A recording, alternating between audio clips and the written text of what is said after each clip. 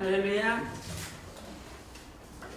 오늘 여호수아는 자신이 눈의 아들이다. 눈이란 자기 아버지 이름을 자랑스럽게 여기면서 불렀어요. 이스라엘이 가나안 정복 전쟁과 땅을 분배하는 일을 할 때에 그 여호수아의 주도 아래 아주 깔끔하게 마쳤습니다. 근데 거기에는 아주 중요한 이유가 있었어요. 여호수아는 다른 사람에게 먼저 기회를 주고 저들이 땅을 다 고른 다음에 제일 마지막 남은 땅을 갖게 됩니다. 여호수아도 우리와 똑같은 성정을 가진 사람이에요. 사람은 누구나 좋은 걸 보면 먼저 갖고 싶은 게 당연하죠. 그런데 제일 마지막에 그가 그 땅을 차지하게 됩니다. 이제 노후 걱정을 하지 않으면 안 되는 그런 나이인데 그럼에도 불구하고 이렇게 겸손한 태도를 가질 수 있었던 것은 여호수아에게서 얼마나 크게 본받을 만한지 그 말씀 속에서 함께 은혜 입을 수 있기를 바랍니다. 첫째, 여호수아는 자기가 자기를 소개할 때 눈의 아들이라고 소개합니다. 어떻게 보면은 이스라엘의 정복자, 가나안 땅을 점령한 자 이렇게 할 수도 있잖아요. 근데 그런 것을 일절을 내놓지 않고 자기는 눈의 아들이라는 이야기만 합니다. 많은 경우 이 눈의 아들이라고 소개를 하는데 이 갈렙은 여분네의 아들이다 이렇게 얘기를 합니다. 민수기 13장 6절을 보면 이삭은 누구의 아들입니까? 아브라함의 아들입니다. 여러분들 누군가를 소개할 때 그 얘기를 반드시 하게 되어 있습니다. 다윗은 누구의 아들입니까? 이새의 아들이라고 이야기를 합니다. 다윗이 이새의 아들이라고 얘기할 때는 자기 아버지는 목자입니다 이렇게밖에 소개가 안 되는 거잖아요. 그럼에도 불구하고 자기 아버지를 되게 자랑스럽게 여겼던 이 아들들을 보게 됩니다. 다윗은 자신을 그렇게 소개를 하는 거예요. 또 예수님은 또 뭐라고 할 수 있을까요? 예수님은 누구의 아들이에요? 요셉의 아들? 우리가 요셉의 아들이라고 잘 안 불러요. 누구 아들? 하나님 아들. 할렐루야. 이렇게 부르는 거예요. 맨 처음 등장할 때 무엇보다도 그가 무명일 때 그것도 뭐 사람들은 누구의 아들이다 이걸 한두 번 하고 그치잖아요. 그런데 여호수아의 경우는요, 제가 성경을 읽다 깜짝 놀란 게 뭐냐면 뭘 이렇게 잘나지도 않은 아버지를 갖다가 자꾸 눈의 아들 그러는지 자기는 아버지에 대해서 굉장히 흠모를 했고 사랑했고 존경하는 마음을 가지고 있었어요. 눈의 아들이다. 나는 눈의 아들이야. 나한테 내가 아버지한테 배운 그것을 난 그대로 실천하는 누구의 아들? 눈의 아들이다. 이렇게 자신 있게 얘기를 합니다. 소개하기를 즐겨하는 그런 사람이 됐으면 좋겠습니다. 그가 늙어서 죽을 때까지도 여전히 그는 뭐라고 말하냐면은 여호수아 24장 29절에 눈의 아들이다 이렇게 소개를 합니다. 아버지가 유명인사? 절대 아닙니다. 여러분들 학자? 그것도 아니에요. 이 학자들이 알아낸 말은 겨우 무엇을 하느냐면 이 눈이 생선이란 정도의 생선. 응? 무슨 말입니까? 그래서 생선이 팔딱팔딱 뛰니까는 거기에서 생명이라고 해석을 하는 거예요. 생명. 그리고 이것도 억지로 맞춰진 느낌마저 드는데 문제는 히브리의 눈의 글자를 보면요 모양이 물고기를 닮아서 그렇게 말을 한다고 합니다. 그런데 두 번째로 여호수아는 왜 그러면 아버지의 이름을 언급했냐? 별것도 아닌데 드러낼 것도 없고 그렇다고 누군가를 구원한 특별한 그런 사람도 아닌데 이렇게 이 번복을 하는 이유가 뭘까? 분명한 것은 눈은 별 볼 일 없는 사람이었습니다. 그런데 여호수아를 소개할 때마다 이런 아버지를 언급하는 데는 이유가 있었어요. 눈의 아들 여호수아. 이 표현을 면밀히 살펴나가는데 그 과정에서 놀라운 사실을 발견합니다. 그것은 여호수아가 믿음의 근거에서 어떤 결단이나 명령이나 희생이 요구되는 현장에서는 그가 반드시 나는 눈의 아들이다. 눈의 아들 여호수아가 말한다. 이렇게 자기 아버지를 걸어서 아주 보증수표를 만들었다 이런 얘기입니다.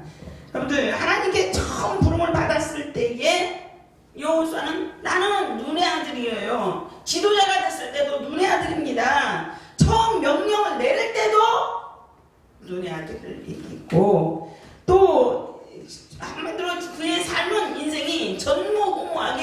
눈의 아들을 언급했어요.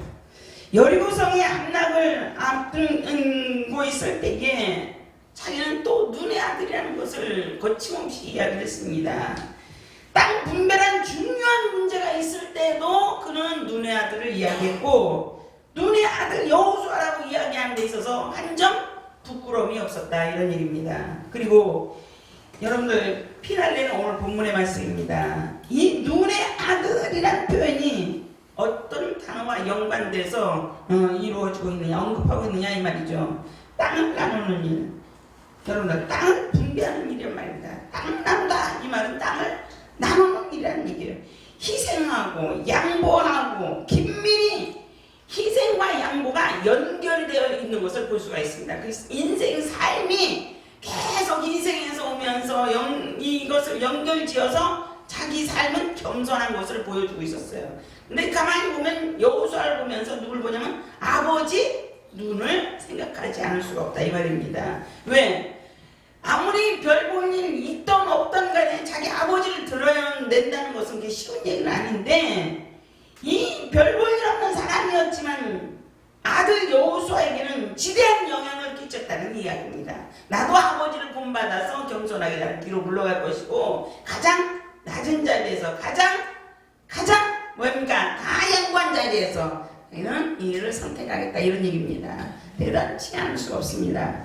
여호수아가 믿음으로 나아가야 했을 때에 자기 자신을 희생했습니다. 다른 사람을 정말 그들을 들어서 그들에게 다 양보했습니다. 그때 그 태도와 습관이 어디서부터 온 거냐면은 아버지로부터, 눈이라는 아버지로부터 이어받은 거고 그 아버지로부터 교육을 받았고 영향을 받은 줄로 확신합니다.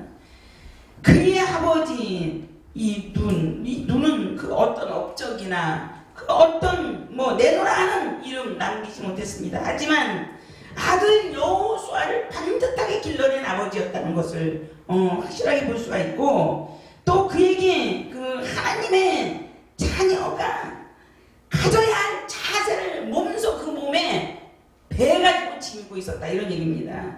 아들 여호수아는 나이만 눌러 죽을 때까지 이 영향을 받아가지고 인생이 삶 자체가 신조가 그렇게 사는 것이었다, 이런 얘기입니다. 그렇기 때문에 여호수아는 이 본문의 이 말씀을 통해서 고백하는 건 바로 뭡니까? 아버지, 제가 누굽니다? 눈의 아들입니다. 할렐루야. 여러분들, 아버지, 제가 하나님의 아들입니다. 아버지의 아들입니다. 아버지의 아들이라고 당당하게 이야기했습니다. 예수님도 십자가를 지시면서 아버지여 하고 불렀던 것은 하나님의 아들로서 당당했기 때문에, 할렐루야. 십자가를 지는 데에 있어서 십자가를 포기하고 간다고 가면서 아버지 살려주세요 이러면 되겠습니까? 그러면 나는 너 같은 아들 둔 적 없어 이렇게 하지 않겠습니까? 주신 것을 감사하면서 우리의 자녀들 오늘 우리를 어떤 모습으로 바라보고 있을 것인가를 생각해 보시길 바랍니다. 자녀들이 뇌리에서 움직이는 부모, 이 부모인 우리가 어떤 모습으로 각인되어 있는가, 이런 얘기입니다. 비록 부모의 삶이 화려하진 않지만은 내 아버지, 내 어머니라고 자녀들이 고백할 수만 있다면 그 부모의 삶은 의미 있는 삶이 아닌가 싶습니다. 부모를 보고서도 자녀들이, 다른 친구들이 누군데? 몰라? 그러면 되겠습니까? 우리 동네 아줌마야? 그러면 되겠습니까? 얼마나 부끄러운 얘기입니까? 얼마나 잘못 키웠으면 그랬겠어요. 말씀을 마치기를 원합니다. 여호수아는 자신을 소개할 때에 앞에 붙는 수식어가 반드시 있었는데 그것이 눈의 아들이었습니다. 여호수아가 아버지 이름을 자주 언급한 것은 아버지로부터 선한 영향력을 받았기 때문인 줄로 확신합니다. 세상에서 알아보기에 좋은 부모가 되기 힘쓰기보다는 자녀들에게 믿음의 선한 영향력을 미칠 수 있는 부모가 되기를 소원합니다. 여호수아의 아버지 눈처럼 영향력 있는 부모가 됩시다. 자녀들에게 믿음의 선한 영향력을 끼치는 믿음의 부모로서 부끄러울 것이 없기를 주님 이름으로 축원합니다.